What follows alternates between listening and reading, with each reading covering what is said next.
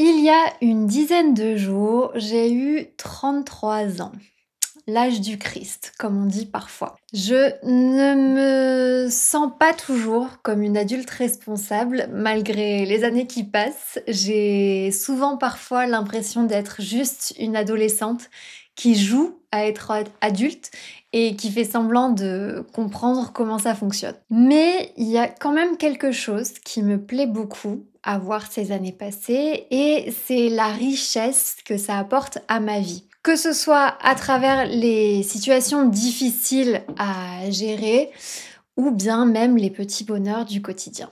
L'expérience de chaque année qui passe me permet d'ajuster ma façon de voir les choses et de relativiser, c'est-à-dire d'apprendre à donner moins d'importance à des choses qui vont parfois nous stresser sans raison. Alors dans cet épisode, j'ai envie de te partager quelques-uns des principes de ma philosophie personnelle. Et si tu es quelqu'un d'un peu anxieux, de défaitiste, c'est-à-dire quelqu'un qui pense qu'il ne peut pas réussir, ou bien quelqu'un qui a du mal à se remettre, à surmonter certaines épreuves de la vie, j'espère que cet épisode t'aidera un petit peu. Salut, salut!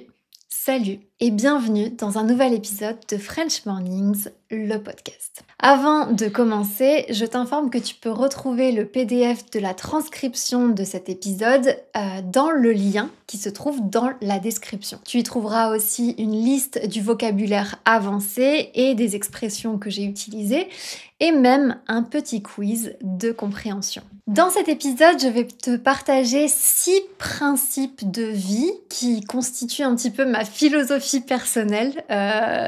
Je trouve que c'est peut-être un petit peu arrogant de faire ça, mais je sais pas, je trouve qu'après 33 ans sur la planète, j'ai quand même tiré quelques enseignements de cette expérience qu'est la vie et c'est intéressant parfois de les mettre à plat et de prendre le temps de définir ce qui est le plus important pour soi et quelles sont un peu les leçons qu'on a réussi à tirer de la vie et quels sont les principes qu'il faut essayer de fondamentalement garder en tête pour avoir une vie agréable et pas tomber dans la dépression. Donc on va commencer avec le principe numéro 1 qui est que je ne parle jamais mal de moi ou de mon corps et au contraire j'essaye toujours de me dire des choses positives.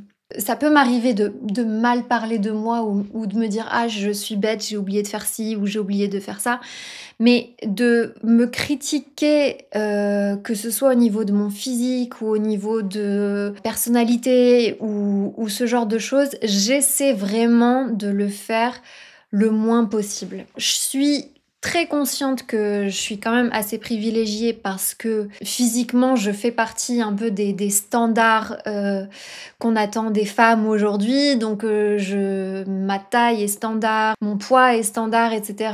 Et je sais que c'est ce qu'on appelle le beauty privilege en anglais.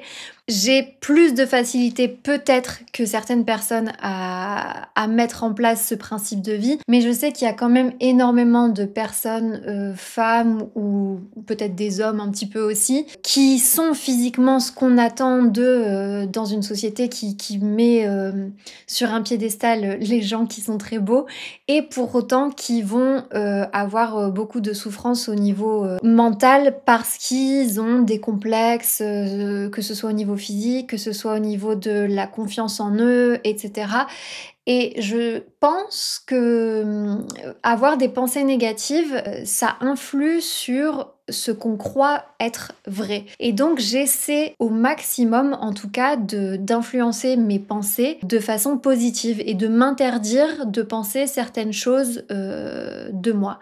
Donc par exemple, si je remarque un changement, parce que maintenant que j'ai passé 30 ans, les signes de l'âge commencent à apparaître, donc ça peut être par exemple des cheveux blancs ou des rides ou des taches sur la peau, ce genre de choses. Enfin, j'essaie au contraire d'éviter les pensées qui sont ah là là, je suis en train de devenir vieille, ou alors je vais être moins jolie qu'avant, ce genre de choses. J'essaie au maximum de penser différemment et de me dire mais j'ai vraiment de la chance au contraire de pouvoir vieillir. Donc je pense que on peut essayer de piéger un petit peu son cerveau en pensant de cette manière. Donc ça, c'est mon premier principe pour éviter au maximum d'avoir des complexes, que ce soit au niveau physique ou au niveau de la personnalité. Mon deuxième principe de vie, qui m'a beaucoup aidé pour évoluer professionnellement, c'est une petite phrase que j'aime beaucoup qui est « il faut viser la lune pour tomber dans les étoiles ». Et c'est-à-dire qu'il faut s'autoriser à rêver très très grand, à rêver de choses qui paraissent peut-être impossibles pour réussir à faire quelque chose qui est peut-être pas cet objectif qui est impossible, mais qui en est très très proche. Moi, dans mon évolution de carrière, si je regarde sur les 10 dernières années, j'ai toujours su que j'avais envie dans mon travail de beaucoup de liberté et d'être en charge de toutes les décisions possibles. Ça me paraissait impossible en fait de monter déjà une entreprise, de devenir patron, parce que le mot fait peur, le mot est impressionnant, être patron. Et en fait, je me suis autorisée à rêver à ça. Et aujourd'hui, c'est un petit peu ce qui se passe pour moi, c'est que j'ai réussi à monter mon entreprise. Et maintenant, je suis en charge de toutes les décisions qui concernent cette entreprise. Et je décide de comment je vais utiliser mon temps. Et c'est un luxe incroyable. Et je pense qu'on peut appliquer ce principe de vie. Il faut viser la lune pour tomber dans les étoiles dans beaucoup d'autres domaines, que ce soit personnel ou bien voilà un projet de voyage ou un projet de je sais pas de maison, de mode de vie, etc. Je pense qu'il faut pas avoir peur voilà de viser trop loin, parce que même si on n'y arrive pas, c'est pas grave, on va arriver très très proche et c'est ça qui compte. Plutôt que de dire c'est impossible, j'y arriverai jamais. Non, je vais essayer, je vais sûrement rater, mais c'est pas grave parce que je serai déjà arrivée plus loin que là où je suis aujourd'hui. Mon principe de vie numéro 3, il est assez intéressant, je trouve. J'ai une petite théorie personnelle qui est qu'il ne faut pas réaliser tous ses rêves parce que sinon on n'en a plus. Quand j'étais plus jeune, j'avais envie de voyager, de faire le tour du monde, d'aller dans plein d'endroits différents et j'avais ce qu'on appelle une bucket list, peut-être la liste des choses à faire, la liste des choses que je voudrais faire avant de mourir ou enfin n'a pas vraiment d'équivalent pour traduire bucket list en français. J'ai réalisé certains des rêves qui étaient sur cette liste. Donc il y avait par exemple faire un safari au Kenya, nager avec des tortues au Mexique. Je me suis dit que une fois que j'avais réalisé ces rêves, je me disais bon maintenant qu'est-ce que je fais ? Il faut peut-être pas réaliser tous ces rêves parce qu'après on n'en a plus et on peut tomber dans un espèce d'état dépressif où on se dit mais où je vais, qu'est-ce que je fais, puisque en fait j'ai plus d'objectifs dans ma vie. Et parfois c'est bien justement de pas les atteindre pour continuer à avoir une direction à suivre. Je sais pas si c'est très clair ce que j'explique, mais ça me fait penser par exemple aux champions olympiques pour qui le rêve de toute leur vie c'est de participer aux Jeux olympiques. Et en fait une fois que l'événement est terminé, que voilà, ils n'ont plus aucune raison pour s'entraîner, parce que en fait, les JO sont derrière eux. Il y en a énormément qui tombent en dépression parce qu'ils savent plus quelle direction donner à leur vie.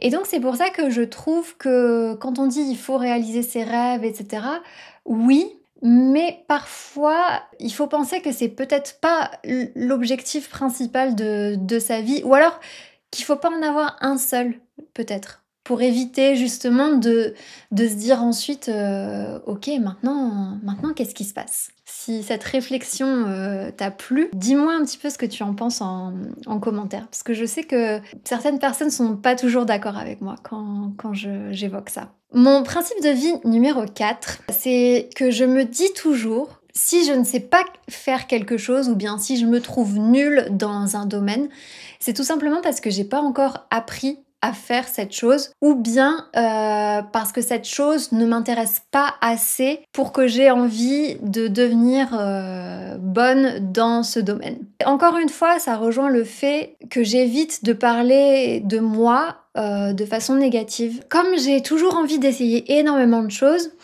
je peux pas me dire que je suis nulle dans tout. Je peux simplement me dire que j'ai pas encore appris à faire certaines choses qui m'intéressent. Et je trouve que c'est bien d'essayer de dire ça, de dire bah ça je sais pas encore le faire ou bien je vais apprendre à le faire mais pour l'instant je sais pas, que d'avoir des fausses vérités. Par exemple de dire ah non moi je suis nulle en langue. Non, c'est juste que t'as pas pris le temps d'apprendre. Ou bien de dire ah non moi je suis nulle en informatique, vraiment c'est pas mon truc. Non, c'est juste que t'as pas pris assez de temps pour devenir assez bon ou assez bonne dans le domaine qui t'intéresse.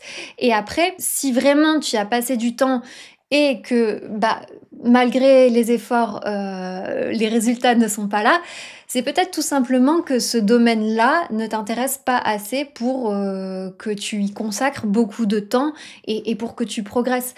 Donc je pense que on peut pas être nul dans quelque chose qui nous intéresse vraiment. Ou alors c'est qu'on n'a pas encore pris assez de temps pour devenir bon dans ce domaine-là. Mon 5e principe de vie, c'est quelque chose que j'applique aux relations de la vie et c'est le fait qu'un partenaire de vie, ton ou ta partenaire de vie, doit te rendre la vie plus belle et pas plus compliquée. Sinon, c'est qu'il y a un gros problème. Et en fait, ça simplifie énormément les relations que je garde ou pas dans ma vie. À chaque fois que j'ai des doutes sur une relation, sur ce genre de choses, je pars du principe que est-ce que cette relation me rend la vie plus belle ou est-ce que ça me la rend plus compliquée? Dans la balance, qu'est-ce qui pèse le plus lourd? Est-ce que la vie est un peu compliquée mais très très belle ou alors est-ce qu'elle est un petit peu plus belle mais très très compliquée?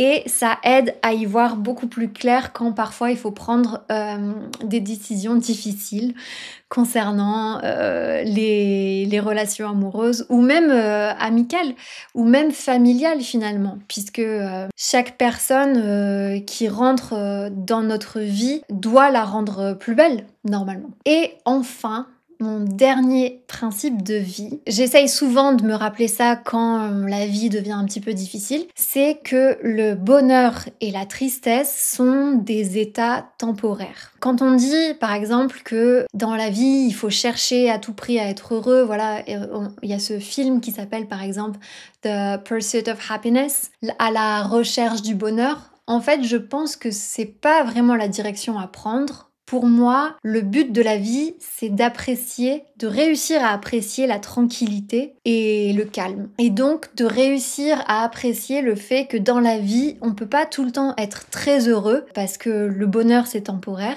Et quand on est triste, sauf cas de maladie mentale ou qui se développe ou voilà, état dépressif et des choses beaucoup plus compliquées, mais la tristesse, en tout cas chez moi, je sais que c'est un état temporaire et que, comme on dit, après la pluie vient le beau temps, mais et aussi après le beau temps vient la pluie et ensuite le beau temps, etc. Donc la vie, c'est simplement des montagnes russes avec du bonheur, de la tristesse, du bonheur, de la tristesse, du bonheur, de la tristesse. On ne peut pas dire que le but de la vie, c'est d'être heureux, parce que je pense que ce serait faire fausse route, ce serait aller dans la mauvaise direction. Pour moi, le but de la vie, c'est d'apprécier vraiment la tranquillité, d'apprécier parfois la routine et un quotidien qui n'est pas exceptionnel, où on n'a pas des pics comme ça de bonheur tous les jours. Et voilà, et d'apprécier le fait qu'on n'ait pas trop de drama dans sa vie. Et ce genre de choses, je pense que c'est très important